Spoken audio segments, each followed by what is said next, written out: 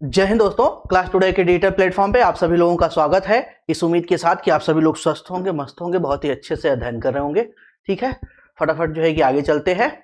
अब सीसेट का एग्जाम जो है कि आपका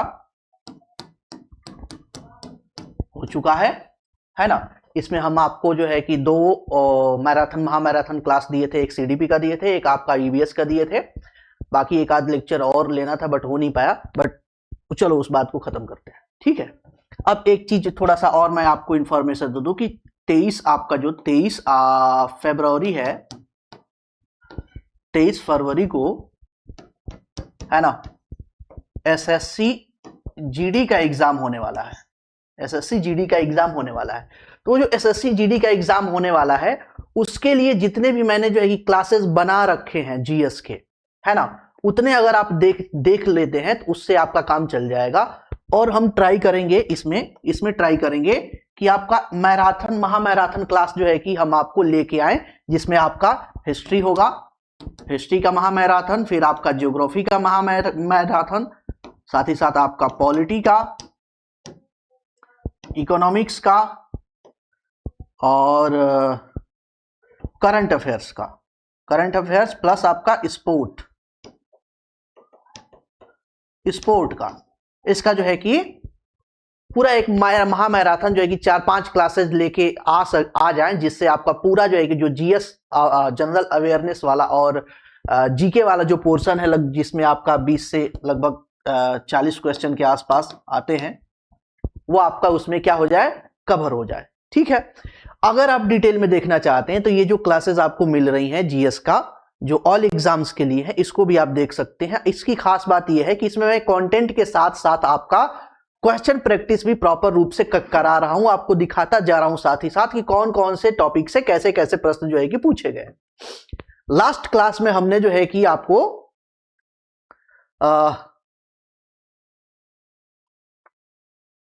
पोस्ट हर्षवर्धन काल में हमने देखा था, जिसमें पोस्ट हर्षवर्धन या कह लीजिए कि प्री मेडुअल काल जो हमने देखा था, उसमें दो चीजें बस रह गई थी। एक तो चोल वंश रह गया था, है ना, एक चोल वंश रह गया था, दूसरा पल्लव वंश रह गया था, पल्लव वंश रह गया था। ये दो जो है कि रह गए हैं, दो रह गए हैं। तो वो इसके बाद होंगे, है ना, हो सकता है इसके जस्ट बाद हो जाए या एक और बाद हो जाए। इसका मतलब कि इसमें अभी दो क्लासेस मैं आपको दूंगा। एक क्लास वो दूंगा जिसमें आपका जो है कि चोल और पल्लव होगा, चोल और पल्लव होगा। साथ ही साथ देखेंगे कि इसी के साथ हम वहां पे प्रश्न भी जो है कि लगभग 25, 30, 40 के आसपास जो भी प्रश्न हो वहां पे हम उसे कंक्लूड कर लेंगे, पूरा प्रैक्टिस करके उसे देख लेंगे। साथ ही साथ ये कंप्लीट होगा वैसे ही, जैसा कि मैं आपको एक चीज और प्रॉमिस कर रखा है कि हम आपको जितने भी स्थापत्य, मंदिर स्थापत्य से संबंधित जितने भी प्रश्न हैं और जितने भी फैक्ट्स हैं जो सीधे सीधे आपको एग्जाम में पूछे जाते हैं, देखिए मंदिर स्थापत्य और राजा, इससे हर एक एग्जाम में, अगर छोटा एग्जाम है, छोटा एग्जाम जीएस के कम प्रश्न पूछे जाते हैं तो एक क्वेश्चन पक्का मिल जाएगा। अगर बड़ा एग्जाम है तो उससे 3-4 प्रश्न जो है कि आपको पक्का मिल जाएगा। तो उसी तरह का कंटेंट जो है कि मैंने बना रखा है, वो लगभग तैयार हो चुका है। अब इस क्लास में नहीं हो पाएगा तो हो सकता है नेक्स्ट सेकंड क्लास या नेक्स्ट क्लास में जो है कि वो आपको मैं क्लास बना के दे दूं। और उसमें भी मैंने सेम वैसे ही रखा हुआ है, कुछ कंटेंट रखा हुआ है ना, कंटेंट के साथ साथ प्रश्न रखा हुआ है, वन लाइनर टाइप के, फैक्चुअल है बिल्कुल। आपको बहुत ज्यादा उसमें कथा कहानियां जो है कि नहीं पढ़ना है ना, और उसी के अकॉर्डिंग जो है कि बिल्कुल एग्जाम पैटर्न के अकॉर्डिंग जो सीधे फैक्ट टू फैक्ट पूछा जाता है, वही सारी चीजें उसमें रखी हुई है। ठीक है, तो बिना देर किए आज की क्लास को स्टार्ट करते हैं। आज ये जो है कि पूरा जो है कि ये आपका पीवाईक्यू है, ये पूरा आपका पीवाईक्यू है ना, प्रीवियस ईयर क्वेश्चंस हैं, 5वां है पीवाईक्यू।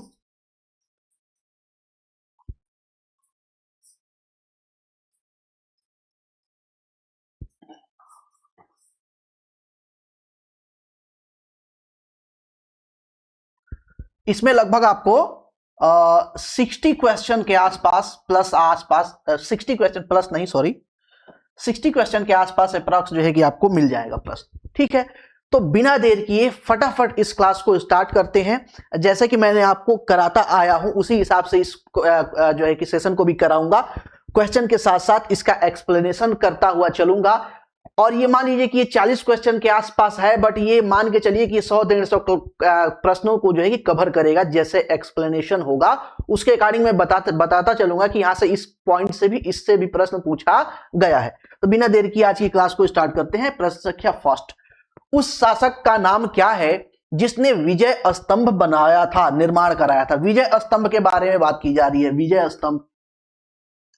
ठीक है, तो विजय स्तंभ जो है कि बनाया था, किसने बनाया था? तो ये बनाए थे आपके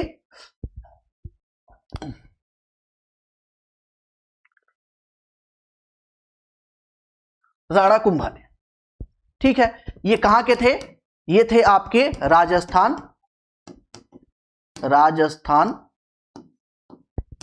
राजस्थान में चित्तौड़ है, चित्तौड़गढ़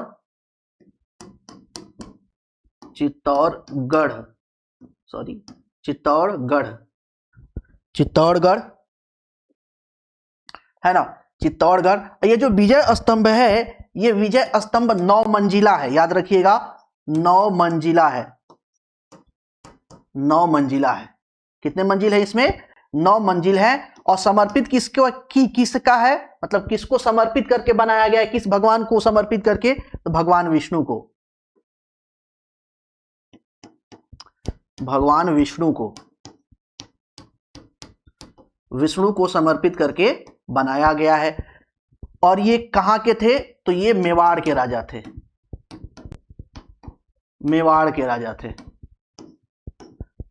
मेवाड़ के। संबंधित किससे है ये, किस धर्म से संबंधित है? तो याद रखिएगा ये 2 धर्मों से संबंधित है, हिंदू धर्म प्लस जैन धर्म, 2 धर्मों से संबंधित है।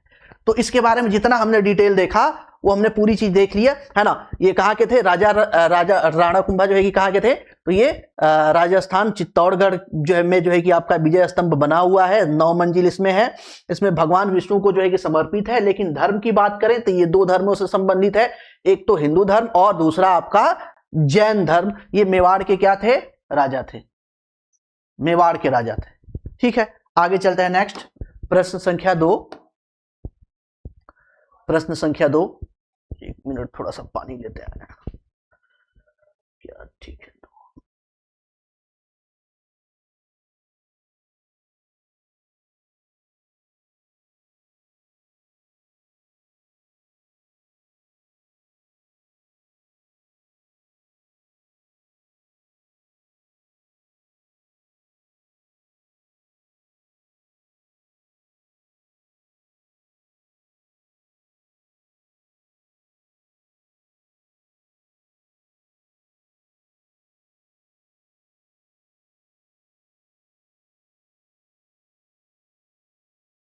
ठीक है।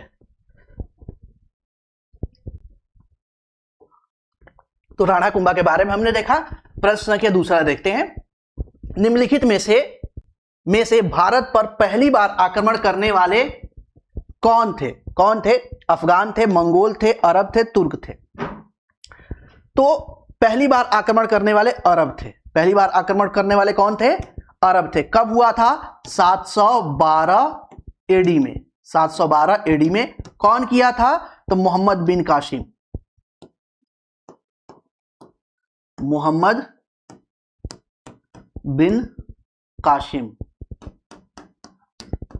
बिन कासिम मात्र 17 साल का लड़का। जब ये आक्रमण किया था तो उस समय जो है कि आपका क्या बोलते हैं कि उसकी एज कितनी थी? 17 साल थी। मात्र 17 साल का लड़का था, अरब से जो है कि आक्रमण किया था भारत पे।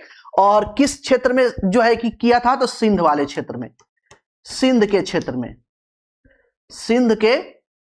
के क्षेत्र में जो है किया था। यहां का राजा था दाहिर, राजा दाहिर पे किया था। और कारण क्या था? देवल बंदरगाह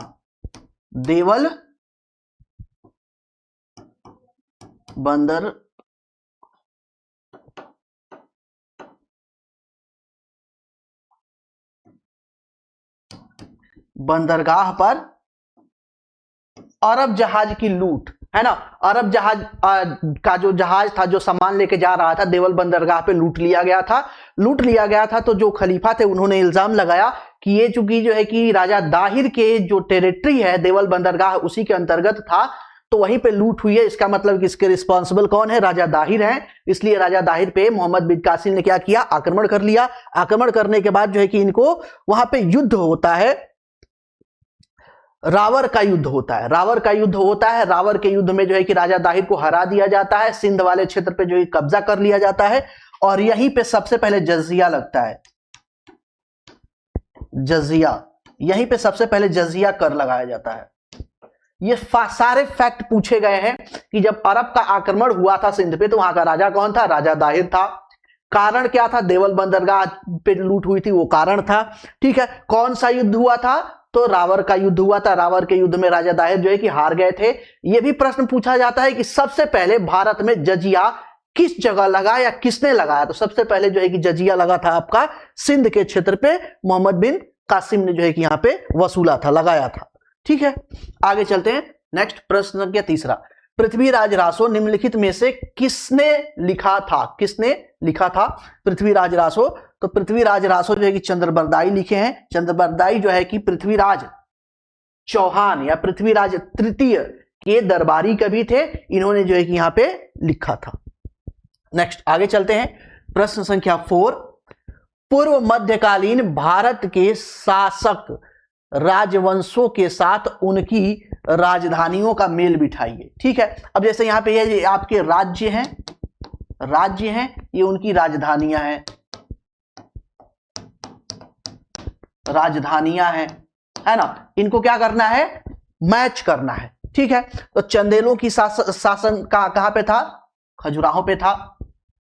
सॉरी, एक मिनट। ठीक तो है? ठीक है, नहीं,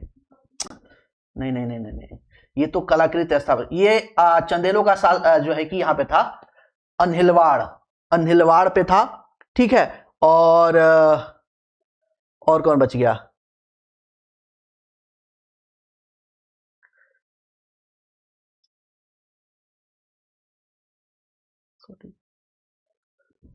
नहीं यार, ये तो गड़बड़ हो रहा है थोड़ा सा।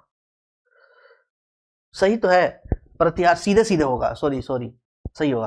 प्रतिहार का कन्नौज, है ना, चंदेल का खजुराहो, परमार का धारवाड़, और चालुक्य सोलंकी का अनिर्वाड़। ठीक है, ये सीधे सीधे जो है कि मैच है, तो ऑप्शन नंबर सी हो जाएगा। ऑप्शन नंबर सी करेक्ट हो जाएगा। ठीक है, नेक्स्ट प्रश्न संख्या 5। प्रश्न संख्या 5, 1100 ईस्वी में निर्मित मंदिर जो भुवनेश्वर के अन्य मंदिरों पर प्रधानता रखता है। प्रधानता रखता है मतलब कि कुछ विशेषता, विशेष रूप से जो है कि ये प्रभावी है, या सबसे ये आप कह लीजिए कि उत्कृष्ट स्थापत्य में जो है कि आता है ना, उत्कृष्ट या सबसे उत्तम स्थापत्य में आता है। यानी कि वो जो स्थापत्य, जो मंदिर बना हुआ है उच्च कोटि का है, सबसे उच्च कोटि का।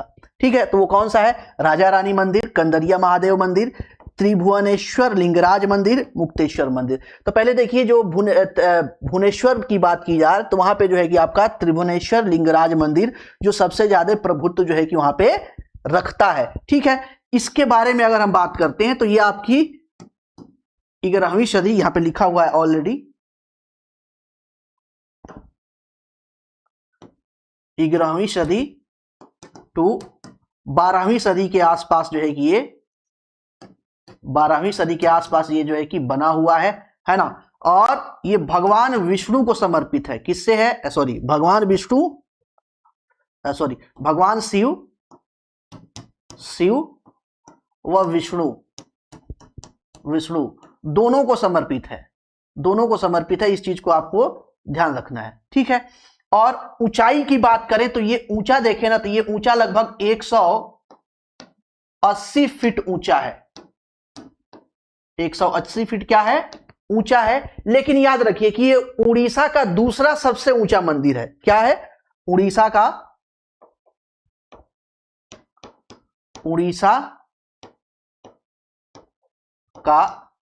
दूसरा सबसे ऊंचा मंदिर। सबसे ऊंचा मंदिर है, ठीक है, सबसे ऊंचा मंदिर है। पहला कौन सा है? पुरी का जगन्नाथ मंदिर। पुरी का जगन्नाथ मंदिर सबसे ज्यादा ऊंचा है। दूसरा आपका जो है कि ये है, ऊंचाई में दूसरा है, लेकिन प्रभाव इसका पहला माना जाता है, उत्कृष्ट माना जाता है। नेक्स्ट आगे चलते हैं, प्रश्न संख्या 6। प्रश्न संख्या 6, दिलवाड़ा मंदिर कहां है? दिलवाड़ा का जैन टेम्पल, दिलवाड़ा का क्या है? ये जैन टेम्पल है, जैन मंदिर है। जैन मंदिर कहां पे अवस्थित है? माउंट आबू पे, आबू पर्वत पे, आबू पर्वत पर, आबू पर्वत पर अवस्थित है। कहां पे? आबू पर्वत पे अवस्थित है। कहां के? अरावली, अरावली के, अरावली की जो आबू पर्वत जो शिखर है वहां पे जो है कि ये स्थित है। तो इस चीज को याद रखिएगा, ठीक है। इसमें क्या देखते हैं? तो इसमें 5 श्वेतांबर जैन टेम्पल है। ये चूंकि एक नहीं है, ये एक कोई टेम्पल नहीं है, ये 5 जैन मंदिरों का समूह है, जैन मंदिरों का समूह है। आप मध्य प्रदेश में जाएंगे ना, तो मध्य प्रदेश में उधर जाएंगे तो आपको बहुत सारा जो है कि आपको जैन टेम्पल देखने को मिलेगा।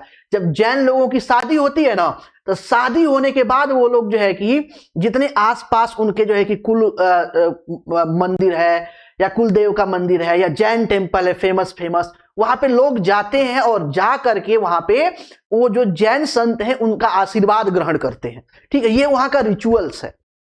क्योंकि मुझे पता है, क्योंकि मेरे एक फ्रेंड थे जो है कि जैन थे, तो उनके घर शादी पड़ी थी, तो मैं गया था, तो साथ साथ पूरा जो है कि वहां पे बहुत सारे जैन टेम्पल में घूमा था। तो वो उनका रिचुअल है, तो ये मुझे पता है। तो ये क्या है? 5 श्वेतांबर, श्वेतांबर जैन मंदिरों का सेट है, जैन मंदिरों का समूह है, समूह है, ठीक है, समूह है। बना किससे है? तो संगमरमर से। किससे बना है? संगमरमर से बना है।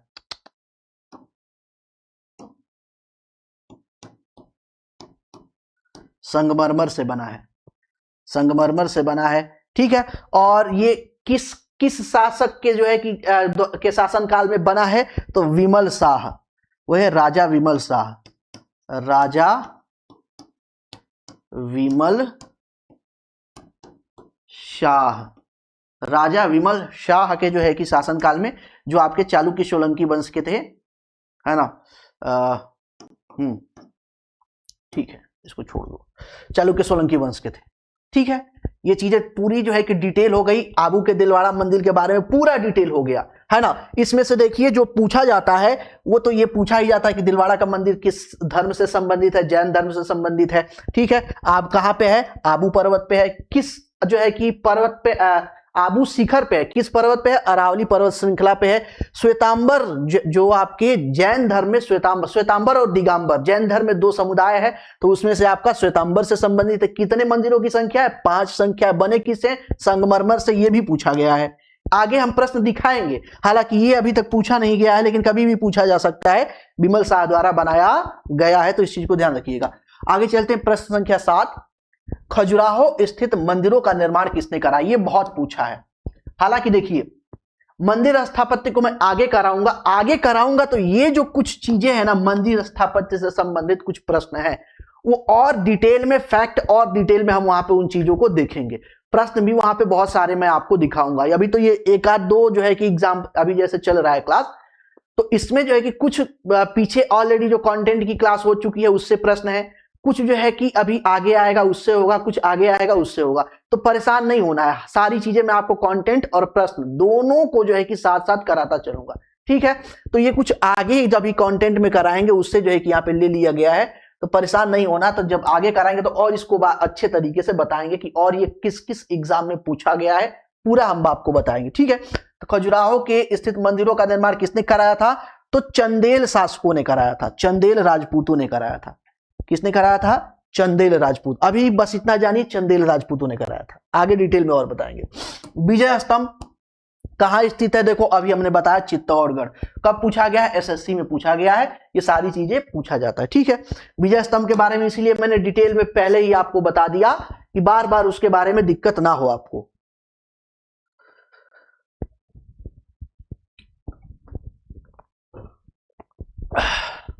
ठीक है, चलिए। लिंगराज मंदिर, मंदिर की नींव डाली थी, किसने डाली थी? तो ययाति केसरी, ययाति केसरी ने डाली थी। ययाति केसरी, या इसको कहीं कहीं देखेंगे तो जजाति केसरी भी लिखा है, जजाति केसरी, केसरी भी लिखा हुआ है, जजाति केसरी भी लिखा हुआ है ना। ये किस वंश के थे? तो ये आपके सोमवंशी थे, सोमवंशी थे, सोमवंशी राजा थे, सोमवंशी राजा थे। और ये आपके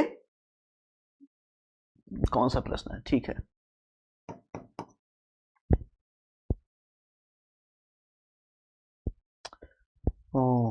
हाँ, इसके बारे में ये चीज मैंने बता दिया ना कि ये जो है कि उड़ीसा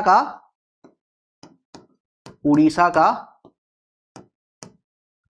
दूसरा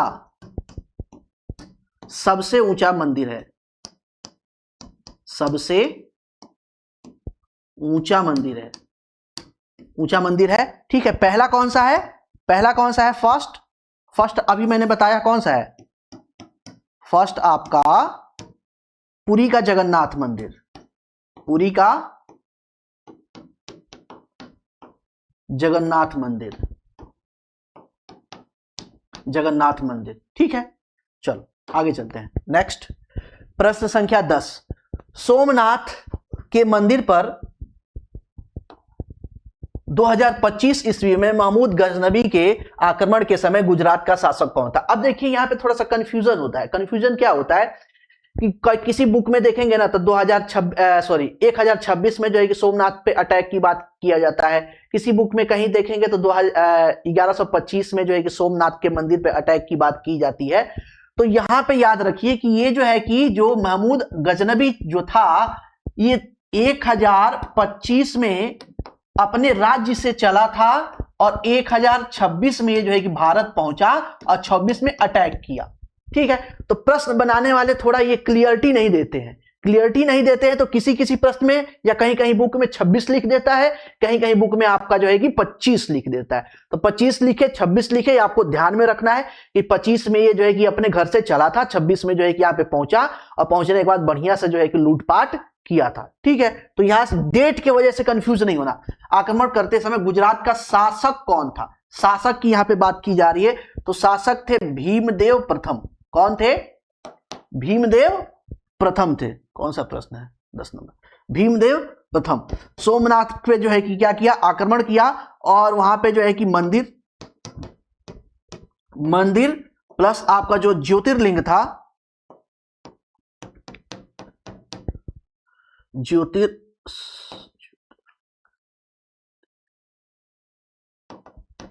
ज्योतिर्लिंग जो था उसको तोड़ा, उसको नष्ट किया, है ना, नष्ट कर देते हैं। ठीक है, कब? 1126 एडी में, 26 एडी में। उस समय राजा कौन थे? भीमदेव प्रथम। हालांकि भीमदेव द्वितीय उसके बाद आते हैं, लेकिन ये बच्चा होता है। ये क्लियर हो गया? चलो आगे चलते हैं। नेक्स्ट प्रश्न संख्या 11। हिंदू विधि पर एक पुस्तक मिताक्षरा किसने लिखी थी? ये बहुत इंपॉर्टेंट है, बहुत इंपॉर्टेंट है, इस पे स्टार मार्क कर लीजिएगा। ये एग्जाम में तो आपसे पूछा ही पूछा जाता है। साथ साथ ये भी याद रखिए कि आज के टाइम में जो हिंदू कल्चर चल रहा है वो, या आपका जो हिंदू लॉ एक्ट है उसमें भी इसका बहुत बड़ा योगदान है। आज भी इसको हम लोग देखते हैं। ठीक है, तो मिताक्षरा के बारे में बात की जा रही है। नय चंद्र ने, अमोघ वर्ष ने, विज्ञानेश्वर ने और कवन ने। तो इसमें जो करेक्ट है वो है आपका सी, विज्ञानेश्वर। कौन है ये? विज्ञानेश्वर। अब विज्ञानेश्वर कौन है? तो ये आपके ये जो मिताक्षरा है, सबसे पहले ये देख ले, जो मिताक्षरा है, मिताक्षरा के बारे में देखते हैं। तो ये याग्लव्य स्मृति, याज्ञवल्क्य स्मृति,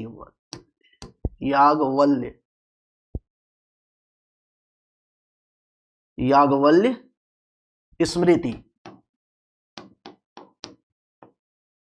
स्मृति पर टीका है। क्या है ये? टीका है, टीका। या कानूनी टीका है, आप कह सकते हैं, पर कानूनी टीका है, कानूनी टीका है, कानूनी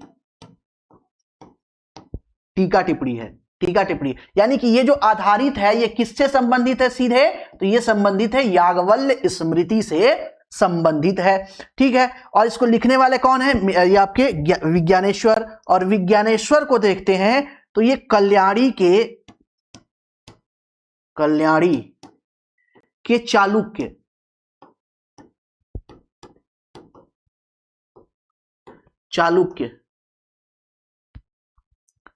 चालुक्य वंश के दरबार में थे, दरबार में रहते थे। ठीक है, और ये किससे संबंधित है, तो ये जो मिताक्षरा है ये सीधे सीधे संबंधित है आपका हिंदू उत्तराधिकार का सिद्धांत, हिंदू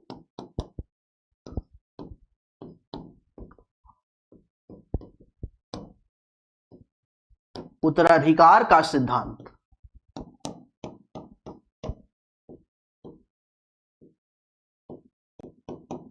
सिद्धांत से किससे संबंधित है, हिंदू उत्तराधिकार के सिद्धांत से सीधा सीधा संबंधित है।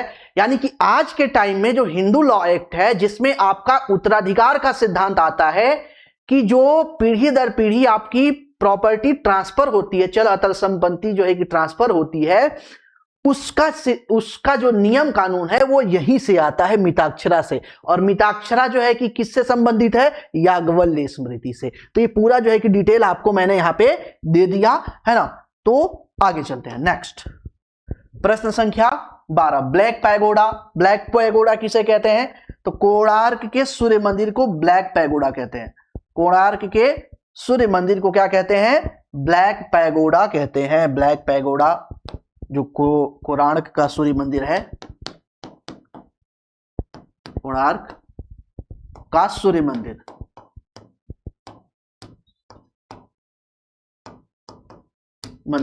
सूर्य मंदिर 2 है।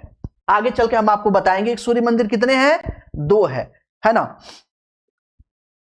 चलिए आगे चलते हैं, नेक्स्ट।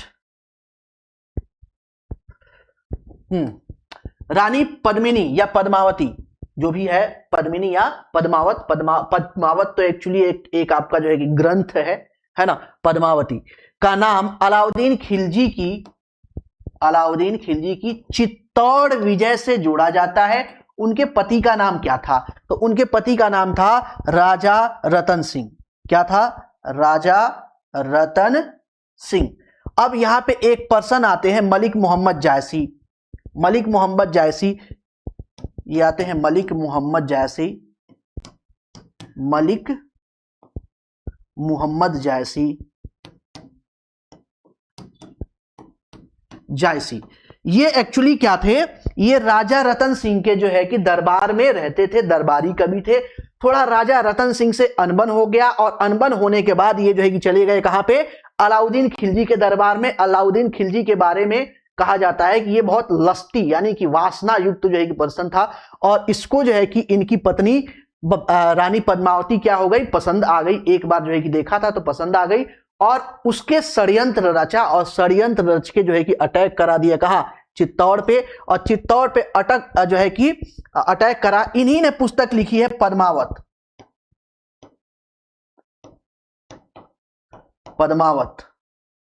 पद्मावत इन्हीं ने जो है कि पुस्तक लिखी है। उसी में ये सारा कुछ कहानी जो है कि वर्णित है कि कैसे कैसे चित्तौड़ पे आक्रमण हुआ, अलाउद्दीन खिलजी ने आक्रमण किया, कैसे कैसे जो है कि राजा रतन सिंह की हार होती है। और राजा रतन सिंह के हार होने के साथ ही साथ जो रानी पद्मिनी है, पहली बार भारत में पहली बार जौहर करती हैं। जौहर यहां पे देखने को मिलता है। जब राजा रतन सिंह हार जाते हैं तो जितनी भी छतरानी थी वो क्या करती हैं, बड़ा सा एक हवन कुंड बनाती हैं, और हवन कुंड बनाने के साथ साथ उसमें आग जलाती हैं, और पूरा जो है कि सज सवर के पूरा 16 श्रृंगार करके उसमें जो है कि क्या करती हैं, अपनी आहुति दे देती हैं कि जब हमारे पति नहीं बचे, जब वो मर गए तो हम किसके लिए जिएंगे, हम किसी के पैरों की धूल या किसी की दासी या किसी की जो है कि अंदर रहने के से अच्छा है कि हम अपने पतियों को जो है कि के साथ ही क्या करें, इस दुनिया को त्याग दें। तो यहाँ पे जौहर कर लेती हैं, बेचारा जो है कि अलाउद्दीन खिलजी हाथ मलता रह जाता है, उसको कुछ मिलता उलता है नहीं। ये पूरी यहाँ पे कहानी हमें देखने को मिलती है। आगे चलते हैं, प्रश्न संख्या 14, महानतम प्रतिहार राजा। महानतम प्रतिहार राजा कौन है? मिहिर भोज। महानतम प्रतिहार राजा कौन सा है? मिहिर भोज है। कब देखने को मिलता है? तो ये 858 टू 885 एडी में इनका जो है कि शासन हमें देखने को मिलता है। ये भगवान विष्णु के उपासक थे। भगवान विष्णु के उपासक थे, विष्णु के उपासक थे, है ना। और इन्होंने उपाधि धारण की थी आदिवराह। आदिवराह की उपाधि धारण की थी। याद रखिए, इसमें से ये तो खैर आपके काम की चीज नहीं है, ये पूछता नहीं है, लेकिन इसमें से आपको ये पूछता है कि मिहिर भोज किसके उपासक थे, या किस भगवान को मानते थे, या किस धर्म को मानते थे। तो वैष्णव धर्म को भगवान विष्णु जो है कि क्या है, उसके परम इष्ट जो है कि हैं, और साथ ही साथ आदिवराह का जो है कि उपाधि धारण करते हैं। तो ये भी प्रश्न पूछा जाता है कि निम्नलिखित में से कौन से शासक ने आदिवराह की उपाधि धारण की थी। तो यहां पे आ जाएगा आपका मिहिर भोज। हो सकता है इसी प्रैक्टिस सेट में इस तरह का प्रश्न हम आपको दिखा दें पूछा हुआ। चलिए आगे चलते हैं, प्रश्न संख्या 15, निम्नलिखित में से किस मंदिर परिसर में एक भारी भरकम नंदी की मूर्ति लगी हुई है? नंदी की मूर्ति है, जिसे भारत की विशालतम नंदी मूर्ति माना जाता है। विशालतम नंदी मूर्ति माना जाता है, ठीक है। तो वो है लेपाक्षी मंदिर। कौन सा है? लेपाक्षी मंदिर। लेपाक्षी मंदिर। लेपाक्षी मंदिर के बारे में अगर हम देखते हैं तो ये श्री वीरभद्र मंदिर, वीरभद्र मंदिर, भद्र मंदिर के नाम से भी जाना जाता है। मंदिर के नाम से भी जाना जाता है। कहां पे है ये? तो ये आंध्र प्रदेश में है।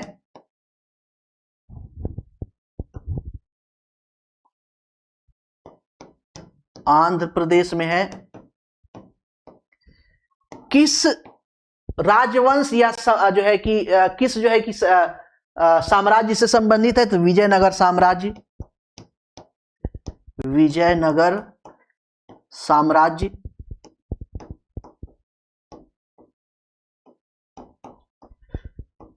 या विजयनगर जो है कि स्थापत्य से संबंधित है। विजयनगर साम्राज्य या विजयनगर स्थापत्य से संबंधित यह जो है कि देखने को मिलता है। इसकी विशेषता में देखें तो विशेषता में एक तो यहां पे लिखा हुआ है बहुत भारत की सबसे विशालतम नंदी की मूर्ति यहां पे लगी हुई है, यह विशेषता है इसकी, ठीक है। इसके अलावा देखते हैं तो यहां पे लटकते हुए स्तंभ हैं।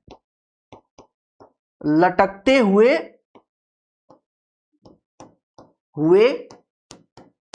स्तंभ हैं। क्या है? लटकते हुए स्तंभ है। साथ ही साथ एक और विशेषता है, रामायण का चित्रांकन किया। इसकी जो छत है, दीवारें हैं, उस पे रामायण का चित्रांकन किया गया है।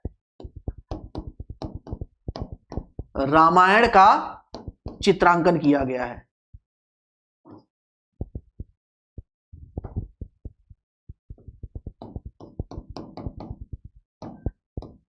रामायण का चित्रांकन किया गया है। चित्रांकन किया गया है, ठीक है।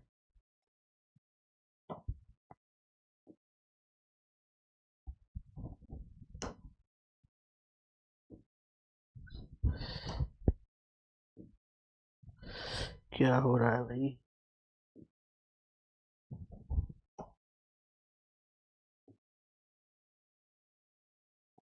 चित्रांकन किया गया है, ठीक है, हो गया।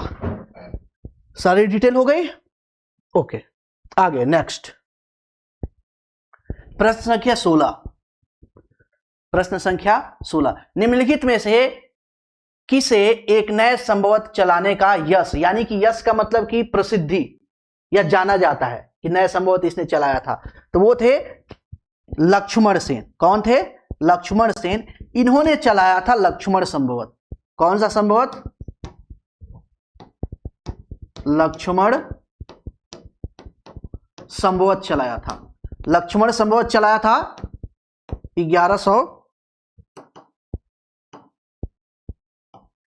1119 एडी में। 1119 एडी में। ठीक है। नेक्स्ट प्रश्न संख्या 17। गीत गोविंद के रचनाकार जयदेव किसकी सभा में या किसके दरबार में रहते थे? अलंकृत थे मतलब कि सुशोभित थे। सुशोभित थे मतलब रहते थे। सीधी सीधी बात करें तो किस दरबार में, किसके दरबार में, यानी कि किस राजवंश के दरबार में या किस राजा के दरबार में रहते थे? धर्मपाल, देवपाल, विजयसेन, लक्ष्मण सेन। तो यहां पे फटाफट देख लेते हैं। तो लक्ष्मण सेन के दरबार में रहते थे। गीत गोविंद के रचनाकार जयदेव किसके दरबार में रहते थे? लक्ष्मण सेन के दरबार में रहते थे। आगे नेक्स्ट प्रश्न संख्या 18। किसने सोमपुर महाविहार का निर्माण कराया था? सोमपुर महाविहार का निर्माण किसने कराया था?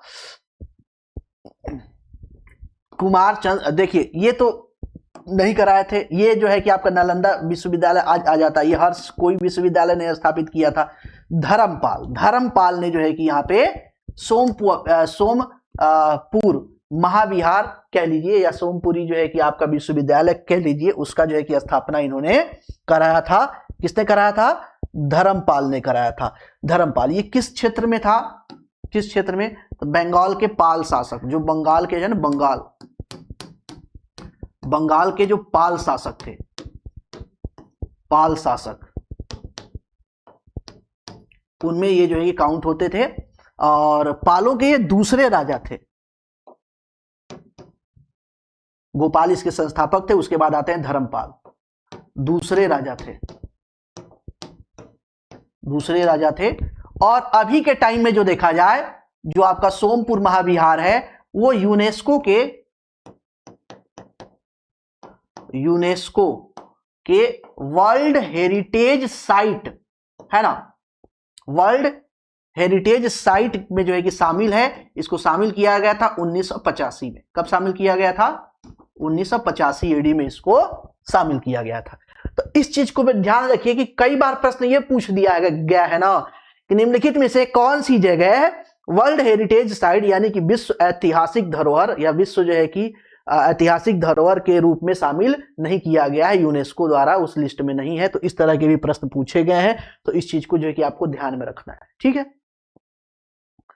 आगे चलते हैं। नेक्स्ट प्रश्न संख्या 19। भुवनेश्वर तथा पुरी के मंदिर किस शैली में निर्मित है? नागर शैली में निर्मित है, द्रविड़ शैली में है, वेसर शैली में है। इनमें से देखो, इनमें से कोई का तो सवाल ही नहीं बनता है ना। 3 शैली, हालांकि मैं आगे बताऊंगा आपको, मंदिरों के 3 शैली के बारे में बताऊंगा। वहां पे मैं आपको बताऊंगा कि कौन कौन से मंदिर किस किस शैली में जो है कि बने हुए हैं, और प्रॉपर वहां पे डिटेल में उसको एक एक चीज में वहां पे आपको कराऊंगा, है ना। सारी चीजें एक एक चीजें मैं वहां पे कराऊंगा आपको। ठीक है, चलिए तो आगे देख लेते हैं फटाफट। 19 नंबर में हम क्या देखते हैं? ए, नागर शैली में बना हुआ है। बाकी इसको डिटेल में आगे देखेंगे जब नेक्स्ट क्लास आएगा। तो प्रश्न संख्या 20। राजवंश जो कन्नौज पर आधिपत्य स्थापित करने में त्रिकोणी संघर्ष में उलझे हुए थे, त्रिकोणी संघर्ष में उलझे हुए थे कौन कौन से थे? देखो, त्रिकोणी संघर्ष में 3 थे। तीनों को मैं जब आपको कंटेंट की क्लास बताया था, कंटेंट जब कराया था, तो उसमें विशेष रूप से मैंने फोकस किया था कि देखो ये जो लाइन है ना कि ये कौन कौन से जो है कि राज्य थे जो त्रिकूट संघर्ष में शामिल थे, उससे प्रश्न पूछा जाता है सेम टू सेम। देखो, जो मैं कंटेंट की क्लास कराता हूं वो वही लाइनें होती हैं जो सीधे सीधे आपको एग्जाम में पूछी जाती है। मैं बार बार इस चीज पे आपको फोकस करता हूं, जोर देता हूं कि आप परेशान मत होइए। मैं उन्हीं क्लासेस को रखता हूं, उन्हीं फैक्ट को रखता हूं जो सीधी सीधी एग्जाम में पूछी जाती है। ठीक है, तो यहां पे आ गया। तो सिर्फ चोल को छोड़ दीजिए, बाकी आपका पाल, प्रतिहार, गुर्जर प्रतिहार और राष्ट्रकूट तीनों जो है कि शामिल थे। देखिए, एक जहां जहां सबको हटा दीजिए। ऑप्शन नंबर सी क्या हो गया आपका? निकल के आ गया। नेक्स्ट आगे चलते हैं। प्रश्न संख्या 21। भारत में प्रथम आक्रमणकारी कौन था? प्रथम आक्रमणकारी कौन था? अब यहां पे देख लेते हैं। कुतुबुद्दीन ऐबक नहीं भैया, कुतुबुद्दीन ऐबक तो गुलाम वंश में आएगा वहां पे, है ना। महमूद गजनबी, मोहम्मद बिन कासिम, मोहम्मद गोरी। सबसे पहले कौन सा था? मोहम्मद बिन कासिम। कब था? 712 एडी में, है ना, सिंध के क्षेत्र पे, सिंधु के क्षेत्र पे था। और वहां पे राजा कौन था? दाहिर था। कारण देवल बंदरगाह पे अटैक, देवल बंदरगाह, देवल बंदरगाह पे लूट हुई थी, पर लूट, है ना, लूट जिसके कारण जो है कि ये हुआ था। युद्ध कौन सा हुआ था? रावर का युद्ध हुआ, रावर का युद्ध, रावर का युद्ध। रावर का युद्ध जीता कौन? तो मोहम्मद बिन कासिम जीता। कौन जीता? मोहम्मद बिन कासिम जीता। राजा दाहिर हार गए, राजा दाहिर हार गए और वहां पे जो है कि अधिपत्य करके जजिया कर पहली बार लगाया गया था। और जो राजा दाहिर की जो 3 पुत्रियां थी उनको जो है कि बंदी बनाकर जो है कि वापस अरब लेकर जाया गया था। हालांकि बाद में जो है कि मोहम्मद बिन कासिम पे आरोप लगा देती हैं कि इन्होंने हमारा कौमार्य भंग किया है, कौमार्य भंग किया है ना। वो वहां पे जो शासक थे उसके लिए ले जा रहे थे, वहां पे उन्होंने जो है कि बता दिया कि इन्होंने इल्जाम लगाया, वो सही बात नहीं थी, कौमार्य भंग किए हैं। उनको जो है कि बैल के खाल में सिलवा करके पानी में डाल दिया गया, वो मर गए। कौन? मोहम्मद बिन कासिम। नहीं तो बहुत योग्य व्यक्ति था। ठीक है, राजा दाहिर ये मात्र 17 साल के थे। ये सारी चीजें मैं आपको बता चुका हूं। चलो आगे चलते हैं।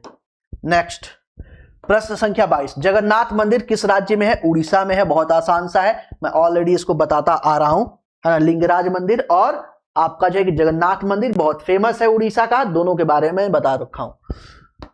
पुरी में स्थित कोणार्क के विशाल सूर्यदेव मंदिर के निर्माता कौन है? कोणार्क का सूर्यदेव मंदिर कहां पे? उड़ीसा, पुरी में ही स्थित है। ठीक है, तो यह है नरसिंहदेव प्रथम, नरसिंह प्रथम। कौन है? नरसिंह प्रथम है ना। यह एक्चुअली रथ मंदिर है, ध्यान रखिएगा, ये एक रथ मंदिर है, रथ मंदिर है, रथ मंदिर है ना। और इसमें 12 जोड़ी पहिए हैं, जोड़ी पहिए लगे हैं। कितने? 12 जोड़ी पहिए लगे हैं और प्लस 7 इसमें घोड़े हैं,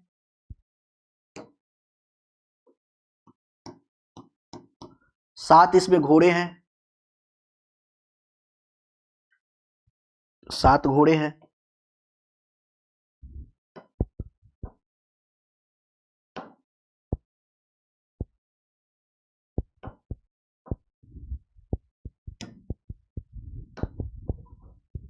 सात घोड़े हैं, ठीक है।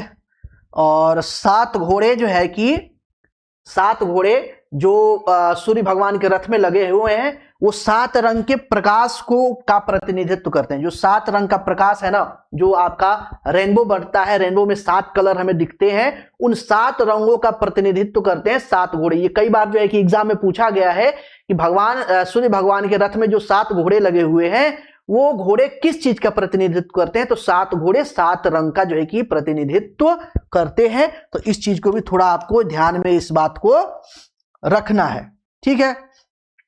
अच्छा, ये किस स्थापत्य कला का उदाहरण है या किस साम्राज्य का उदाहरण है? तो कलिंग का, कलिंग राज्य से संबंधित है। कलिंग राज्य या कलिंग स्थापत्य बोल लीजिए।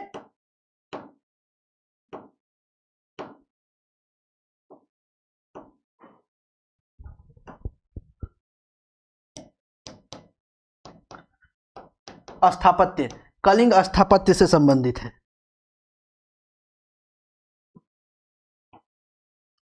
कलिंग स्थापत्य से संबंधित है, ठीक है। चलो आगे चलते हैं। नेक्स्ट प्रश्न संख्या 24, अजय पाल संस्थापक है। ये अजय पाल है या अजय अरेराज है, ये लगभग एक ही है ना। अजय पाल जो है कि संस्थापक है अलवर के, अजमेर के। तो ये अजमेर के संस्थापक हैं। किसके हैं? अजमेर के संस्थापक हैं, है ना। ये किससे संबंधित थे? तो याद रखिएगा चौहान वंश से, चौहान वंश से, चौहान वंश से संबंधित है ना। अजयपाल, ये अजयपाल, ये कहीं अरेराज भी लिखा हुआ, अरेराज, तो अरेराज चौहान, अरेराज चौहान या अजयपाल चौहान एक ही है, इस चीज को ध्यान दीजिएगा थोड़ा सा। प्रश्न संख्या 25, निम्नलिखित शहरों में से किस में लिंगराज मंदिर स्थित है? लिंगराज मंदिर उड़ीसा में स्थित है। उड़ीसा में कहां पे? भुवनेश्वर में। उड़ीसा में कहां पे स्थित है? भुवनेश्वर में स्थित है। ठीक है, चलिए आगे। प्रश्न संख्या 26, पाल वंश का संस्थापक कौन है? गोपाल है। पाल वंश का संस्थापक कौन सा है? गोपाल है, गोपाल। आगे आ गए। मोढेरा का सूर्य मंदिर किस राज्य में स्थित है? तो मोढेरा का सूर्य मंदिर देखेंगे गुजरात में अवस्थित है। कहां पे? गुजरात में अवस्थित है। देखो कहीं पे ऑप्शन में दिया होगा, है ना, गुजरात। ऑप्शन नंबर कौन सा करेक्ट सही हो जाएगा? बी, गुजरात में जो है कि ये क्या है? अवस्थित है। और गुजरात में एक जिला है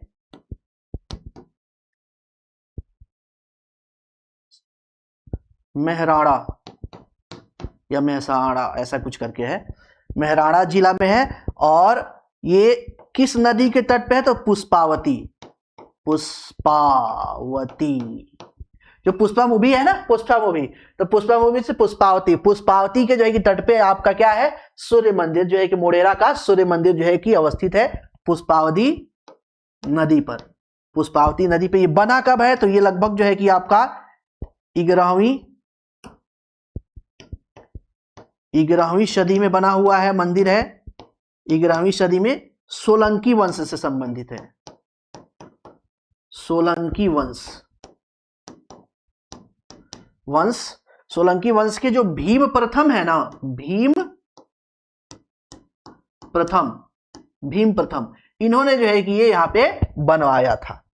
ठीक है, तो पूरा डिटेल मैंने आपको यहां पे दे दिया। मोढेरा के सूर्य मंदिर कहां पे? गुजरात में। गुजरात में कहां पे? तो मेहराड़ा जिला है। ये क्या है? जिला है।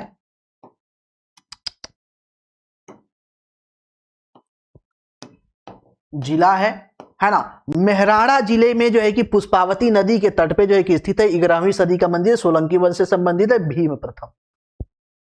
आगे चलते हैं। नेक्स्ट प्रश्न संख्या 28, कल्हड़ कृत राजतरंगिणी, राजतरंगिणी में कुल कितने जो है कि अध्याय हैं? तो 8 अध्याय हैं। कितने हैं? 8 अध्याय। याद रखिएगा इसकी भाषा क्या है? संस्कृत, संस्कृत भाषा है, संस्कृत, है ना। इसी ये जो है कि कश्मीर के इतिहास के जानकारी का एकमात्र स्रोत है। याद रखिएगा,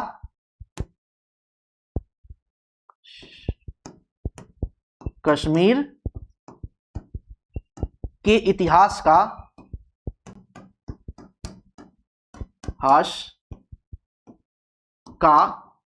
एकमात्र स्रोत।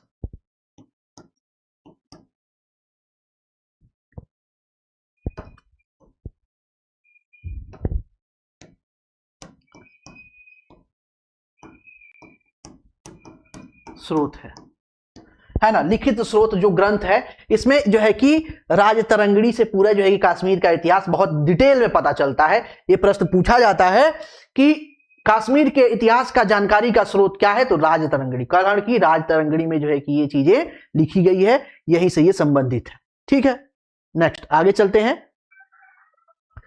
प्रश्न संख्या 29, चर्चनामा के अनुसार 6ठी-7वीं शताब्दी में सिंधु देश की राजधानी क्या थी? तो देवल तो क्या था? बंदरगाह था, ये मैंने बता दिया, बंदरगाह था, है ना, देवल बंदरगाह था। और अड़ोर उसकी क्या थी? राजधानी थी। राजधानी कौन सी थी? अड़ोर, अड़ोर उसकी राजधानी, यानी ऑप्शन नंबर कौन सा हो गया? बी यहां पे आपका करेक्ट हो गया। नेक्स्ट आगे चलते हैं। प्रश्न संख्या 30, निम्नलिखित में से कौन शासक पृथ्वीराज चौहान के नाम से प्रसिद्ध है? तो पृथ्वीराज तृतीय, पृथ्वीराज तृतीय को पृथ्वीराज चौहान के नाम से जाना जाता है। ये बहुत फेमस प्रश्न है, आपसे बार बार पूछता है। और देखिए 10 में पूछा हुआ है। देखो ये जो आप देख रहे हो ना कि ये तो पीसीएस में पूछा गया, भैया मत घबराओ। जो छोटे छोटे एग्जाम है ना, वो वही क्वेश्चन उठाते हैं जो आपके राज्य सेवा आयोग के जो पुराने प्रश्न होते हैं, उन्हीं को जो है कि छोटे छोटे आयोग उठा के डाल देते हैं। ठीक है, इसीलिए ये सारी चीजें मैं आपको करा। ये पीसीएस या आयोग लेवल पे अलग अलग स्टेट में तो आपको ये रिपीट होते ही होते हैं, है ना। ये रिपीट होने के साथ साथ आपको छोटे एग्जाम में भी ये प्रश्न आपको आसानी से मिल जाते हैं। ठीक है,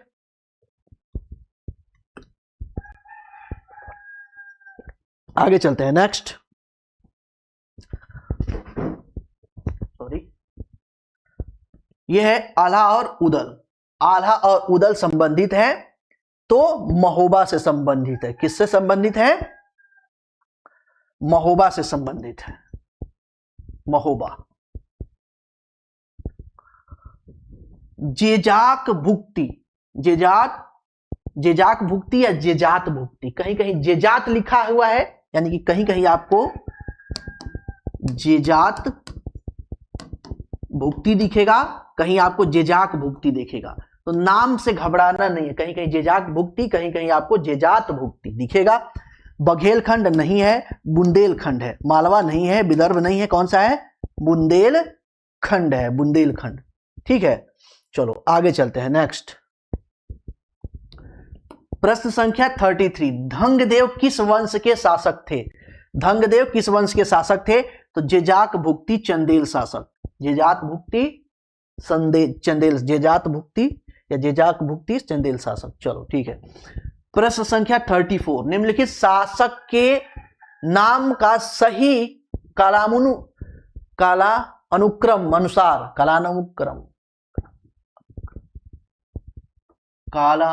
अनुसार संयोजित कीजिए। ये हटा दीजिए। अपना उत्तर नीचे दिए गए कूट से चयन कीजिए। विद्याधर, धंगदेव, यशोवर्मन और कीर्तिवर्मन। ठीक है, तो इसमें से देखते हैं जो सबसे लास्ट में आएंगे वो आएंगे कीर्तिवर्मा। लास्ट में सबसे कौन आएंगे? कीर्तिवर्मा आएंगे। सबसे पहले आएंगे यशोवर्मा। ठीक है, यशोवर्मा के बाद आएंगे धंगदेव, दूसरे नंबर पे, तीसरे नंबर पे आपके विद्याधर और चौथे नंबर पे कीर्तिवर्मा। तो इसी के अकॉर्डिंग देख लीजिए 3 2 1 4, 3 2 1 4, 3 2 1 4, यानी ऑप्शन नंबर ए हो गया। नेक्स्ट, प्रश्न संख्या 35, चित्तौड़ के त्रिभुवन नारायण मंदिर को किसने बनवाया था? अब ध्यान दीजिएगा, त्रिभुवन नारायण मंदिर को किसने बनवाया था? त्रिभुवन नारायण, त्रिभुवन नारायण का मतलब जान लीजिए कि विष्णु भगवान से संबंधित है। किससे? नारायण किसको बोलते हैं? त्रिभुवन किसे बोलते हैं? विष्णु भगवान को। नारायण किसे बोलते हैं? विष्णु भगवान को। तो किससे संबंधित है? विष्णु भगवान से संबंधित है। सबसे पहले इस चीज को ध्यान रखिएगा, विष्णु भगवान से संबंधित है। और ये बनवाया किसने था? तो परमार राजा भोज ने बनवाया था। किसने बनाया था? परमार राजा भोज ने बनवाया था। कहां पे ये स्थित है? मंदिर कहां पे है? तो राजस्थान, चित्तौड़गढ़,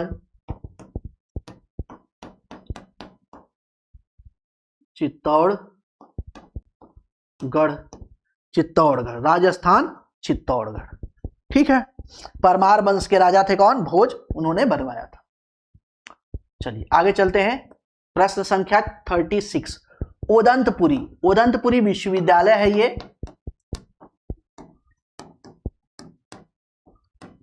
विश्वविद्यालय, ओदंतपुरी क्या है? विश्वविद्यालय है। ठीक है, दिख रहा है, कोई दिक्कत नहीं है, विश्वविद्यालय है। ठीक है, तो ये कहां पे बना हुआ है? बंगाल में, बिहार में, गुजरात में, तमिलनाडु में, उपरोक्त में से कोई नहीं। देखो भैया, ये जो बना हुआ है, ये बना हुआ है आपका बिहार में। कहां पे बना हुआ है? बिहार में बना हुआ है। और इसके बारे में अगर हम डिटेल की बात करें ना, अगर इसके बारे में हम आपसे डिटेल की बात करते हैं, तो ये बनवाया कौन था? गोपाल ने बनवाया था। और गोपाल कौन है? तो पाल वंश के संस्थापक हैं। गोपाल कौन है? पाल वंश के आपके संस्थापक हैं। नालंदा के बाद, नालंदा जो है कि बिहार में स्थित प्रथम विश्वविद्यालय था। बिहार का प्रथम विश्वविद्यालय है ना, बिहार का प्रथम विश्वविद्यालय कौन सा है? नालंदा है। ठीक है, मध्यकाल की बात कर रहे हैं, मध्यकाल या स्टार्टिंग मध्यकाल में। दूसरा विश्वविद्यालय कौन सा है? उदंतपुरी। ये क्या है? बिहार में बना हुआ दूसरा विश्वविद्यालय है, दूसरा विश्वविद्यालय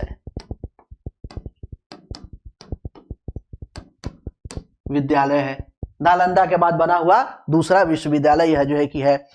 ठीक है, ये आपके बौद्ध धर्म से संबंधित था। किससे संबंधित था? बौद्ध धर्म से।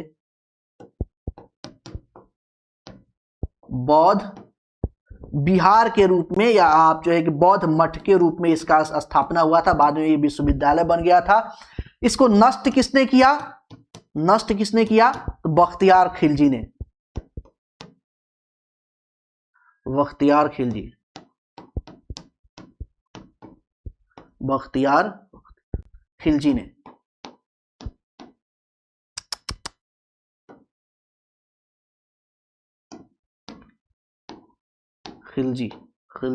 बख्तियार खिलजी ने। ठीक है, बख्तियार खिलजी ने इसे नष्ट किया। बख्तियार खिलजी ने नालंदा विश्वविद्यालय को भी नष्ट किया। बख्तियार खिलजी ने आपको जो है कि आपका ये उदंतपुरी विश्वविद्यालय का को भी जो है कि नष्ट किया। उदंतपुरी विश्वविद्यालय, ये चीजें याद रखना है। ठीक है, हालांकि उदंतपुरी विश्वविद्यालय को किसने नष्ट किया ये आज तक पूछा नहीं गया है। हाँ, नालंदा विश्वविद्यालय के बारे में पूछा जाता है कि नालंदा विश्वविद्यालय को किसने जो है कि नष्ट किया था। तो बख्तियार खिलजी ने जो है कि आया था, आक्रांता, उन्होंने नष्ट किया। नष्ट करने के बाद कहा जाता है कि महीनों तक वहां की जो पुस्तकालय को आग लगाई गई नालंदा विश्वविद्यालय के, तो कहा जाता है कि महीनों तक वो आग जो है कि धधकती रही, जलती रही, और सारे ग्रंथ जो है कि क्या हो गए? जल के खाक हो गए। हालांकि सरकार को कोशिश करना चाहिए कि चीन से जो है कि उन ग्रंथों को कॉपी करके भारत लाए। क्यों? क्योंकि चीनी यात्री आए थे बहुत सारे, फाहियान, ह्वेनसांग, उन्होंने नालंदा विश्वविद्यालय में स्टडी की, और स्टडी करके यहां से बहुत सारे जो ग्रंथ हैं उनका कॉपी लेके गए। तो भारत सरकार को यह कोशिश करनी चाहिए कि चीन से जो है कि सांस्कृतिक रिलेशन को मजबूत करते हुए वहां पे जो ग्रंथ हैं जो भारत से गए थे कॉपी होके, उसके कॉपी को भारत लेके आया जाए, ताकि पता चले कि हाँ, हमारा प्राचीन भारत में जो नालंदा विश्वविद्यालय था, नालंदा विश्वविद्यालय में जो पढ़ाई होती थी, जो आपका रिसर्च वगैरह होता था, वो किस लेवल का था, है ना, उसके बारे में थोड़ा हमें और अधिक डिटेल में जो है कि पता चल सके। ठीक है, चलिए आगे चलते हैं। प्रश्न संख्या 37, निम्नलिखित में से किसने सोमपुर महाविहार का निर्माण कराया था? ये सोमपुर महाविहार का जो है कि निर्माण कराया था कुमार फर्स्ट। ये आज लग रहा है कि ये जो है कि धर्मपाल, ये रिपीटेड प्रश्न हो गया, छोड़ो आगे चलते हैं। नेक्स्ट रिपीट हो गया। प्रश्न संख्या 38, विक्रमशिला नामक प्राचीन विश्वविद्यालय की स्थापना बंगाल के किस शासक ने की थी? विक्रमशिला विश्वविद्यालय की जो है स्थापना, है ना, ये पूछा गया है कहां पे? तो आपके छत्तीसगढ़ में ये प्रश्न पूछा गया है। धर्मपाल, इसको हटा दो, धर्मपाल, गोपाल, देवपाल, महिपाल, है ना। तो ये हम देखते हैं, तो आपका धर्मपाल जी ही है, धर्मपाल जी हैं, है ना। ये कहां की बात कीजिए? बंगाल की सर, क्योंकि ये देखिए, ये उस समय जो है ना, उस समय की बात करें जिस समय ये विश्वविद्यालय बना था, उस समय बिहार ही बंगाल का पार्ट था। याद रखिए, बिहार भी क्या था? बंगाल का पार्ट था। और ये जो विश्वविद्यालय था, ये आज के अकॉर्डिंग देखिए तो आज के अकॉर्डिंग बिहार के भागलपुर में था, भागलपुर में। आज के अकॉर्डिंग देखें तो कहां था? बिहार के भागलपुर में। ठीक है, बिहार के भागलपुर में। और बौद्ध शिक्षा का प्रमुख केंद्र था, बौद्ध शिक्षा का प्रमुख केंद्र था, शिक्षा का प्रमुख केंद्र था। ठीक है, तो इस चीज को याद रखिएगा। प्राचीन समय के अकॉर्डिंग बंगाल में था, और चूंकि बिहार उस समय बंगाल का पार्ट था, तो इसका मतलब अगर वर्तमान लोकेशन की बात करें तो वर्तमान लोकेशन बिहार में था, और बिहार के भागलपुर में ये आपका विक्रमशिला विश्वविद्यालय था। चलिए आगे चलते हैं। प्रश्न संख्या 39, निम्नलिखित में से किन या किस राजा या राजाओं को जनता द्वारा प्रत्यक्ष रूप से चुना गया था? प्रत्यक्ष रूप से चुना गया था। तो एक तो याद रखिए कि इसमें जो है ना दो राजा हैं जिनको जो है कि यहाँ पे जनता द्वारा प्रत्यक्ष रूप से चुना गया था। एक तो हर्षवर्धन है, एक कौन है आपका हर्षवर्धन नहीं है शायद, एक तो गोपाल है, गोपाल को चुना गया था, है ना, हर्षवर्धन नहीं है सॉरी। दूसरा है आपका Nandivarman Pallavamal, Nandivarman Pallavamal, Nandivarman Pallavamal. Option number C correct है। नेक्स्ट आगे चलते हैं, प्रश्न संख्या 40। निम्नलिखित स्थानों में कौन सा स्थान पूर्व मध्यकाल में शिक्षा का केंद्र नहीं था? देखिए पूर्व मध्यकाल की बात कर रहा है, पूर्व मध्यकाल का प्री मेडुअल पीरियड की बात कर रहा है। नहीं था, नहीं था। देखिए नालंदा था, विक्रमशिला था, उदंतपुरी था, कौन नहीं था? तक्षशिला, तक्षशिला नहीं था। तक्षशिला प्राचीन भारत का, प्राचीन भारत का, भारत में शिक्षा का केंद्र था, प्राचीन भारत में शिक्षा का केंद्र था। ठीक है, तक्षशिला आपका जो कि प्रॉब्लम सॉल्विंग सेंटर के रूप में ये काम किया था, बाद में आपका विश्वविद्यालय बन गया। क्वेश्चन नंबर 41, निम्नलिखित में से कौन अपने पिता के अभियानों के क्रम में सैनिक छावनी में पैदा हुआ था? सैनिक छावनी में पैदा हुआ था, तो ये आपके थे अमोघ वर्ष राष्ट्रकूट वंश के, अमोघ वर्ष राष्ट्रकूट वंश के। नेक्स्ट, गुर्जर प्रतिहार शासकों में किसकी उपाधि आदिवराह की थी? देखो अभी मैंने पीछे जो है कि क्वेश्चन का एक्सप्लेनेशन दिया ना, प्रश्न का एक्सप्लेनेशन दिया, मैंने वहां पे कहा था ये जो है कि आदिवराह की उपाधि धारण करते हैं और ये प्रश्न पूछा जाता है, और अगर हो सकता है तो आज ही के क्लास में मैं आपको दिखा दूंगा कि यहां से प्रश्न पूछा गया। ठीक है, तो आदिवराह की उपाधि किसने धारण की थी? मिहिर भोज ने। किसने धारण की थी? मिहिर भोज ने, मिहिर भोज ने आदिवराह की उपाधि धारण की थी। चलिए आगे चलते हैं। निम्नलिखित ऐतिहासिक व्यक्तियों के नाम कालानुक्रम अनुसार जो है कि क्या कीजिए? व्यवस्थित कीजिए। जैसे आपका नागभट्ट प्रथम हो गया, महिपाल हो गया, महेंद्रपाल हो गया, वत्सराज हो गया। तो इसमें जो सबसे पहले आते हैं, सबसे पहले आते हैं वो वत्सराज आते हैं। मे बी यहां पे देखते हैं तो सबसे पहले कौन आते हैं? वत्सराज आते हैं 1 नंबर पे। ठीक है, उसके बाद नागभट्ट दूसरे नंबर पे आते हैं, और उसके बाद आपका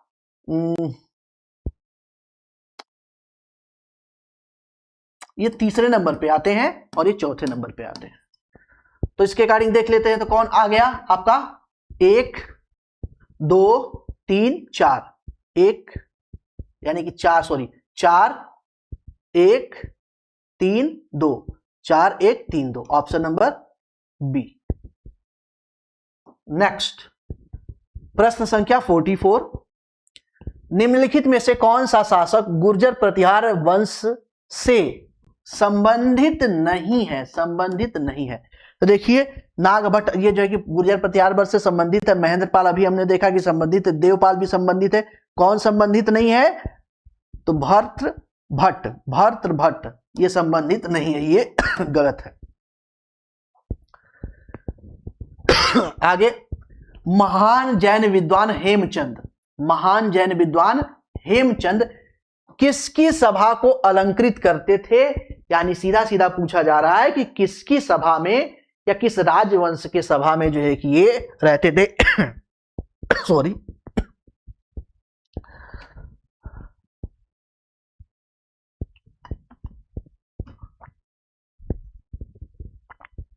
ठीक है, तो ये रहते थे आपके जय सिंह सिद्धराज। जय सिंह सिद्धराज के जो है कि राज दरबार में ये रहते थे। ठीक है, और जय सिंह सिद्धराज के बारे में देखते हैं तो ये मालवा के शासक थे। किसके शासक थे? मालवा के शासक, मालवा के शासक थे। हाँ, और इन्होंने जो है कि यशोवर्मन को पराजित किया था। किसे पराजित किया था? यशोवर्मन को। यशोवर्मन को पराजित किया था। यशोवर्मन को पराजित किया था। गुजरात के शासक मालवा, गुजरात के शासक थे, इसको याद रखिएगा। गुजरात के शासक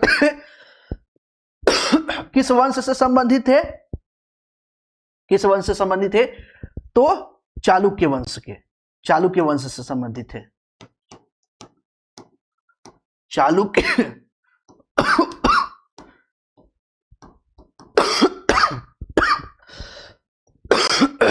सॉरी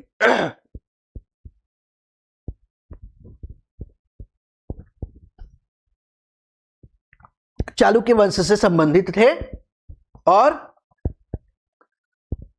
इन्होंने जो अभी हमने देखा ना, एक मंदिर देखा, मोढेरा का सूर्य मंदिर, मोढेरा का सूर्य मंदिर, मोढेरा का सूर्य मंदिर का सूर्य मंदिर इन्होंने जो है कि क्या किया था, उसका निर्माण कराया था। मोढेरा के सूर्य मंदिर का निर्माण इन्होंने ही कराया था। आगे प्रश्न संख्या 46, निम्नलिखित में से किसे एक नए संवत चलाने का, ये आ गया लक्ष्मण सेन, ये ऑलरेडी मैं आपको करा दूंगा, एक आध प्रश्न रिपीटेड हो गया है। प्रश्न संख्या 47, महान संस्कृत कवि एवं नाटककार राजशेखर, बहुत फेमस हैं, इनके बहुत सारी जो है कि पुस्तकें मैंने आपको कंटेंट की क्लास कराई थी, तो कंटेंट की क्लास में मैंने बहुत सारा डिटेल में इनके बारे में बताया था, और ये भी बताया था कि संस्कृत के लेखक और नाटककार हैं। इन्होंने बहुत सारी जो है कि आपकी पुस्तकें यहाँ पे लिखी हुई हैं, वो भी मैंने आपको बताया था। निम्नलिखित में से किसके दरबार में रहते थे? राजा भोज के दरबार में नहीं, राजा भोज के दरबार में ये नहीं रहते थे, नागभट्ट नहीं, ये रहते थे महेंद्रपाल प्रथम के दरबार में। किसके दरबार में रहते थे? महेंद्रपाल प्रथम के दरबार में रहते थे। आगे नेक्स्ट प्रश्न संख्या 48, ये आपके राजा हैं। सॉरी, थोड़ा सा ये गड़बड़ हो रखा है क्या? इसको सही तो किया था, क्यों गड़बड़ हो गया? ये देखिए, ये राजा की सूची है, राजा की सूची है, ये उनकी राजधानी है, राजधानी। ये थोड़ा सा सटा हुआ हो गया है, बट कोई बात नहीं। देखिए, प्रतिहार, तंजौर, चोल, अनहिलवाड़ और परमार, धारा और सोलंकी, कन्नौज, सोलंकी, कन्नौज। ये आपका है अ, ब, श और द, कनेक्ट करना है इसको। तो प्रतिहारों का जो है कि संबंध देखते हैं, तो प्रतिहारों का संबंध जो है कि कन्नौज से दिखता है। किससे दिखता है?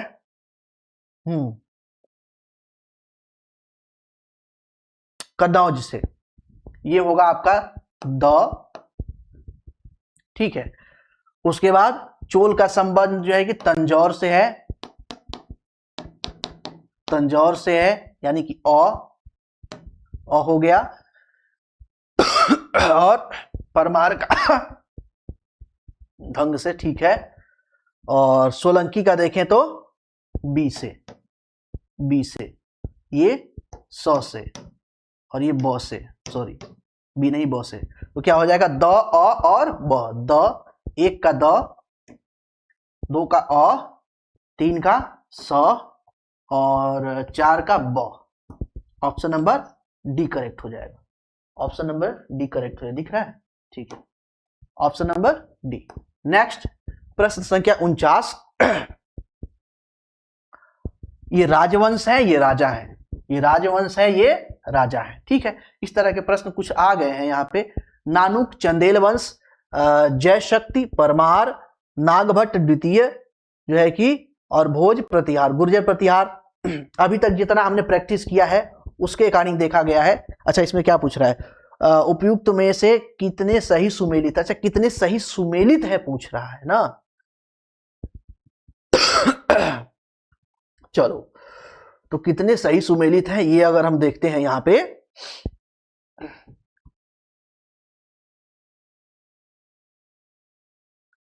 तो देखो, भोज तो गुर्जर प्रतिहार से संबंधित था, इसका मतलब कि ये भी गलत हो गया, ये भी गलत हो गया, ठीक है।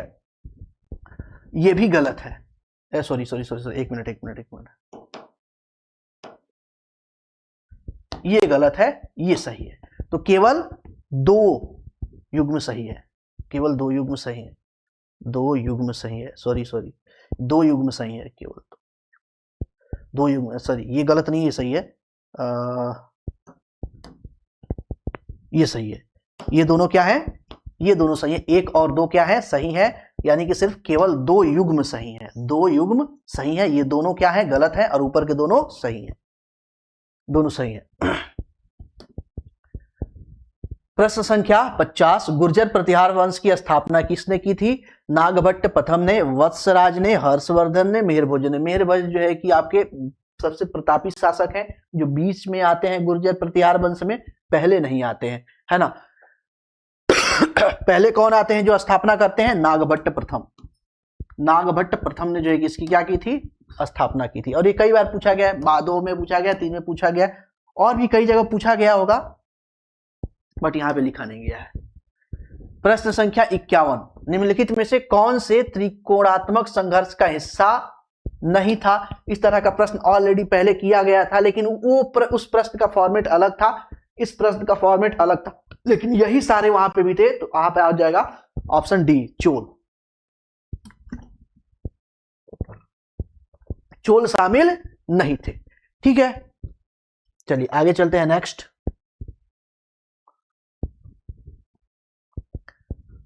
महोदया किसका पुराना नाम है? महोदया कन्नौज का पुराना नाम है। महोदया किसका पुराना नाम है? कन्नौज का पुराना नाम है। ठीक है। 53, निम्नलिखित में से किसे नगर महोदया श्री के नाम से जानते हैं? तो कन्नौज को जानते हैं। यह प्रश्न उल्टा सीधा करके शब्दों को बदल के पूछा गया है। निम्नलिखित में से किस राष्ट्रकूट शासक ने प्रतिहार शासक नागभट्ट द्वितीय को हराया था? ध्रुव ने, गोविंद तृतीय ने, इंद्र तृतीय ने, कृष्ण तृतीय ने हराया था। तो किसने हराया था? गोविंद तृतीय ने हराया था। बार बार खांसी आ रही, सॉरी।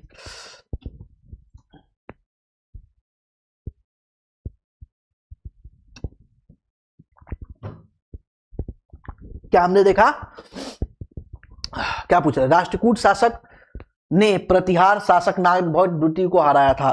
तो गोविंद तृतीय, गोविंद तृतीय किस वंश के थे? राष्ट्रकूट वंश के, राष्ट्रकूट वंश के थे। और इन्होंने पाल और प्रतिहार दोनों को हराया था। पाल को भी हराया था और ये प्रतिहार को भी हराया था। तो इस चीज को थोड़ा सा ध्यान दीजिएगा। प्रश्न संख्या 55, राजा भोज ने शासन किया था, बस्तर पे किया था, महाकौशल पे किया था, धार पर किया था, उज्जैन पे किया था, सॉरी धारा पे किया था। तो ये जो है कि आपके धारा पे किए थे। कहां पे किए थे? धारा पे किए थे, धारा पे शासन किए थे। नेक्स्ट, आगे प्रश्न संख्या 56, निम्नलिखित में से किसने काल्पनिक वैज्ञानिक उपकरणों का पर पुस्तक, ये बहुत इंपॉर्टेंट है, काल्पनिक वैज्ञानिक उपकरणों पर जो है कि पुस्तक लिखी थी। ठीक है, तो ये जो काम करने वाले हैं वो साहब मिहिर भोज साहब है, राजा भोज साहब है। कौन है? राजा भोज साहब। ये बहुत फेमस है, बहुत फेमस है ना। और इसीलिए ये प्रसिद्ध हुए, प्रतापी भी हुए। और कितनी इनकी बुद्धि थी, विद्वान टाइप के इंसान थे, दार्शनिक टाइप के इंसान थे। और इन्होंने जो शासन तो किया ही, पुस्तक भी लिखी। पुस्तक का नाम है समरांगण सूत्र। पुस्तक का क्या नाम है? जो पुस्तक है, पुस्तक का नाम है समरांगण सूत्र। समरांगण सूत्र, समरांगण सूत्र। और समरांगण सूत्र से क्या किस चीज से संबंधित है? तो ये यंत्र उपकरण के बारे में लिखा है, या यंत्र विज्ञान के बारे में। किससे संबंधित? इसका विषय क्या है? विषय क्या है? विषय यंत्र विज्ञान, यंत्र विज्ञान, यंत्र विज्ञान है, यंत्र विज्ञान है। ठीक है, इसमें इन्होंने जो हम आज देख रहे हैं ना, ऑटोमेटिक मशीन्स, कहते हैं ना कि हमारा जो है कि ये पोर्ट, मुंबई पोर्ट और न्याय सेवा पोर्ट जो है कि कंप्लीट रूप से क्या हो गया, आपका जो है कि ये ऑटोमेटिक मशीन द्वारा संचालित हो गया है, चीन की बात करते हैं कि चीन आज जो है कि टोटली जो है कि आपको ऑटोमेटिक मशीन या रोबोट के द्वारा संचालित हो रहा है। वहां पे होटल सर्विसेज जो है कि रोबोट द्वारा संचालित हो रहे हैं। यहाँ पे कहा जा रहा है कि भारत में भी अब जो है कि आपका ड्रोन के द्वारा डिलीवरी दिया जाएगा, रोबोट के द्वारा हॉस्पिटल में सर्विसेज दी जाएगी, ये सारे काम किया जाएगा। जो ऑटोमेटिक मशीन, ये सब क्या है? ऑटोमेटिक मशीन है। तो ऑटोमेटिक मशीन के द्वारा बहुत सारा जो है कि काम किया जाएगा। ये सोचिए कि उस समय इन्होंने स्वचालित मशीनों के बारे में बात की थी। किसके बारे में? स्वचालित मशीन्स की बात की थी, मशीन की बात की थी, स्वचालित मशीन की बात की थी, है ना। और साथ साथ विमानों की बात की थी, विमान की बात की थी, विमान की बात। हालांकि विमान के बारे में बात करें तो विमान के बारे में जो सबसे पुराना जो ग्रंथ है वो है वैमानिक शास्त्र। कौन सा है सबसे पुराना ग्रंथ? वैमानिक शास्त्र है। वैमानिक शास्त्र में 9 टाइप्स के यानी 9 प्रकार के विमानों के बारे में चर्चा की गई है और 9 फ्लोर के विमानों के बारे में चर्चा की गई है। ठीक है, तो ये बहुत सारी चीजें जो है कि जो वेस्ट, जो आपका पश्चिमी सभ्यता है, जो बताता है कि हवाई जहाज हमने दिया, फाइटर जेट हमने दिया, ये हमने दिया, वो और भैया कुछ नहीं दिया, सब हमारे ग्रंथों। देखो रामायण में लिखा हुआ उड़न खटोला, यानी कि उस समय हमारे यहां ये संकल्पना थी कि एक राजा था जो नाम था रावण, और भारत में वो आता जाता था और हवाई जहाज से आता जाता था। तो ये हमारी संकल्पना तो बहुत पुरानी है, रामायण के समय की है। वैमानिक शास्त्र जो है कि इसका लिखित जो है कि एक ग्रंथ है। बाद में मिहिर भोज ने जो है कि आपका समरांगण सूत्र लिखते हैं। समरांगण सूत्र में विमानों की चर्चा की है, कैसे विमान बनते हैं, कैसे होते हैं, उसकी चर्चा की है। तो प्रॉपर इसका लिखित जो है कि हमारे यहां क्या है? टेक्स्ट है ना।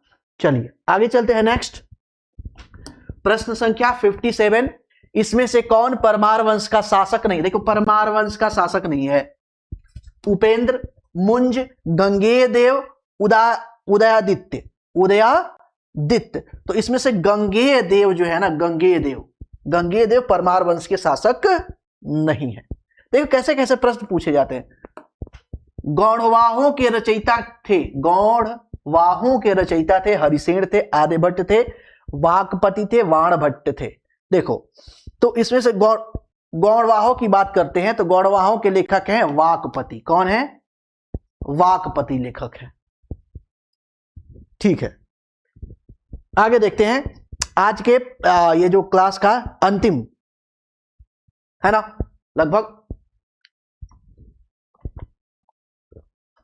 अंतिम जो है कि आपका ये लेक्चर होगा। ठीक है, कश्मीर के शासक जैनुल आबदीन, इसको कश्मीर का अकबर भी बोलते हैं। इसे क्या बोलते हैं? कश्मीर का अकबर। इसे कश्मीर का अकबर भी बोलते हैं। का वास्तविक नाम क्या था? अली शाह, हसन शाह, हैदर शाह और शाही खां। तो इनका नाम था शाही खां। ठीक है, तो इस तरीके से देखते हैं तो आज की क्लास का क्या हो गया? समापन हो गया। ठीक है, अब इसके बाद जो हम देखेंगे वो देखेंगे आपका पल्लव वंश और चोल वंश, और उससे संबंधित प्रश्न देखेंगे, और उसके बाद देखेंगे स्थापत्य कला। उसके साथ जो है कि ये समापन हो जाएगा 2 क्लास के बाद जो है कि उसके बाद आपका नेक्स्ट यानी कि थर्ड हिस्ट्री में तीसरा जो क्लास देखेंगे वो हम देखेंगे सल्तनत काल और भारत पे आक्रमण। भारत पे आक्रमण कब कब कौन कौन किया है उसके बारे में देखेंगे। साथ ही साथ आपका उनसे रिलेटेड प्रश्न देख लेंगे सल्तनत काल के। ठीक है, तो आज की क्लास में इतना ही रहने देते हैं। मिलते हैं आपसे नेक्स्ट क्लास में। आज के लिए धन्यवाद।